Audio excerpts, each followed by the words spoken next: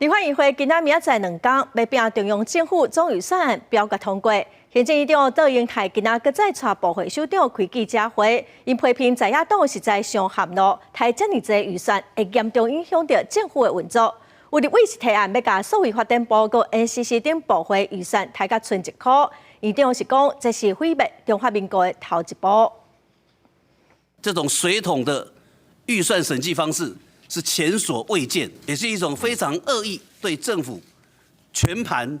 让我们自爱难行的一个起源。第二届亲信上火线，行政院长杜英泰搁再带领部会首长举行记者会，因为顶礼拜立法院会针对中央政府总预算案，以同案抬调939亿外，22亿是要答案表决700外个台检冻结的案，金额可能有4000亿。杜英泰讲，预算的台检数恐惊比永年增加4.8到6.9倍，批评在野党非常离经，安尼抬预算敢若会伤害到家己人。这2806亿都是过去比较少没有的今年的新增计划。陈慧珍委员也就算了，黄国昌委员可能是目前忙着选党主席，忘记了知道政府多做新做了多少事情。但是我觉得这个疏忽是故意的，是恶意的，所以这是一个轻痛仇快的预算审查。宵小非常的得意，炸团顺利的得手，国家的力量被削减，我们的竞争国迎头赶上，敌对的中国会非常的满意，已经开始称赞了。甲这形容做是若像一场预算风暴扫台湾。杜英泰阁指出，